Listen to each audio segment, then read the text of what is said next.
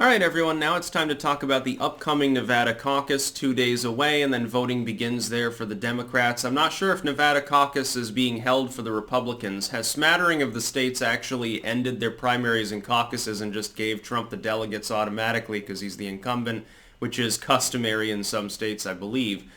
Trump's already got it in the bag, but if I had to guess, and this conforms to I think logic. I think Bernie Sanders will probably pull it off in Nevada.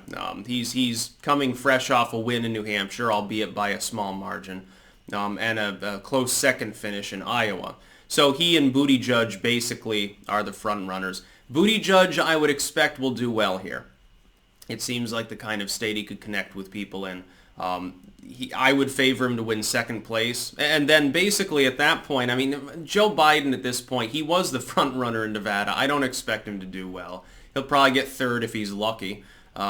He probably won't even get that. He might even come in fifth again. Biden should drop out after Nevada. So this is also Steyer's last stand. He has disproportionately got supporters in Nevada, but he's probably not going to come in the top five, so he'll be out. Klobuchar will probably come in fourth, if I had to guess, and I think Warren might be up there in the top three. I think it may end up going Bernie Sanders. He does disproportionately well in caucus states. Buttigieg probably second. He has shown he's capable of doing the same, and I don't think it's a one-off in Iowa. And then Warren, I would favor probably to be third. Bloomberg will be up in there. At that point, it becomes a three-person race, because you've only basically had three people who have actually accomplished gaining any traction. You have Bernie Sanders, the socialist, Buttigieg, the so-called moderate, and then Elizabeth Warren, the wedge issue, I have no Y chromosome candidate, essentially. Everyone else at that point should drop out, basically. There's no reason, but Bloomberg won't. Biden probably will stubbornly stick it in until South Carolina, but he's probably toast. But I could be wrong, because the problem with caucus states is that you've got to understand that there's a difference between the way a caucus and a primary works. Primary, like what we have in my home state of Vermont. You go in, you grab a ballot. If it's an open primary state, they ask you, do you want a Dem or Republican, or sometimes in Vermont a progressive, by the way, ballot. If it's a closed primary, you've already registered, you're with one party, you get the ballot. You go fill it out, you hand it in, maybe you shake a couple hands, chatter with people outside, and then leave. That's a primary. In a caucus, you go in, and it's sort of an all-day affair. You go into the little place, and the different candidates that are represented have their little areas, and their people sort of mill about, and they have their little name tags, and they try to convince other people to sort of stand with them, and then they tally up votes, and they're using some sort of app to do this at this point. By the way, the same app that failed in Iowa, so get ready for the fireworks. It could be just like Iowa. Oh my God, it would be so fucking great. I hope that the Nevada caucus gets fucked just like Iowa, and I hope that Bernie Sanders gets edged out by 5 votes just so that his fans will go ballistic. I don't expect that to happen though. That's hoping for too much. Iowa was so legendary that we've already had our fill of that kind of level of shenanigans. That's enough for the Dem primaries. We have to wait till the general to see some more crazy shit, unfortunately. We might see some weird shit on Super Tuesday, though. Keep in mind, the Democrats will pull out all stops on all sides to try to get their candidates elected. But in a caucus state, like, for instance, you'd have Klobuchar's staff would be standing over here, and then over here is Bernie Sanders' staff, and their people would try to go over to the other group and convince them to vote for them, and people would be speaking and taking turns and taking various tallies, and there's a lot of malleability. So what can happen is like what you had with Iowa.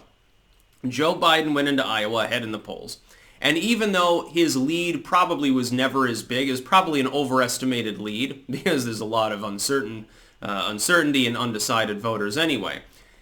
He systemically collapsed because of a lack of organization. On-the-ground organization is disproportionately more important in a caucus state. Sanders has always had that. Buttigieg has always had that. Warren did at one point. She has less now, which is why I would favor her not to be in the top 2. Maybe third place. She could get eked out. Bloomberg has almost no on-the-ground presence, I believe, if I remember correctly, in Nevada. He's focusing only on the Super Tuesday states at this particular juncture. That way, Bloomberg, who has risen in the polls and nationally, I wouldn't expect to hit the top 3, even though I think he technically is third at the moment. Steyer has put all of his eggs in one basket. He could end up managing to be in the top 3. That would be funny, by the way, if Tom Steyer manages to walk away with a win or be in the winner's circle. And it could be like a Klobuchar in New Hampshire sort of thing, although it wouldn't give him viability. Ultimately, again, this is a 3 or technically 4-person race. You have the socialist frontrunner, which is hysterical, I think, to me. You have the front-running moderate, which is Buttigieg. The self-funded candidate, the dark horse, the sort of unknown quantity, which is Bloomberg, and then the wedge candidate who simply refuses to drop, which is Warren. She already came in 4th in New Hampshire. If she doesn't place in the top 3 now, she's done. If Elizabeth Warren does not get into the top 3, she's fucked. If Biden does not get in the top 3, he's fucked, but he doesn't realize it because he's got no self-awareness anymore in his dementia-addled haze. So he'll probably be in South Carolina anyway a week later, losing there too. At this point, Biden is just hoping to win South Carolina by ignoring everything else in hopes of buoying himself up and having a reason to not drop out before Super Tuesday. That would be a real slap in the cock for him. But yeah, I'd bet Bernie Sanders will almost certainly win. It's not certain because, keep in mind, it is a caucus state. I would favor Buttigieg to come in a reasonably close second. I would favor Warren to probably come in 3rd. But that could change. Like in the next 24 hours, we could get new polls which could show something totally different. I hope we do. But we've only got 2 polls, and they're not even that recent. You got one from the 13th, one from the 15th. Both of them show Bernie Sanders ahead. Buttigieg and Bloomberg are rising. Warren, I think, was falling, but had a commanding 2nd place slot not that long ago. In fact, she was leading in Nevada for a while. Biden was a long time ago. Biden's lead has shrunk to nothing. In a lot of cases, Bernie Sanders is the front runner because Biden screwed himself, not because Bernie Sanders rose. And a lot of people don't understand this. Biden was a weak front runner. Now Bernie Sanders is an even weaker front runner. This could spell doom for his campaign, by the way. It's funny seeing Bernie Sanders fans after 2 states declare him inevitable. That's not how politics works. We wait till Super Tuesday to declare who's likely to be the nominee.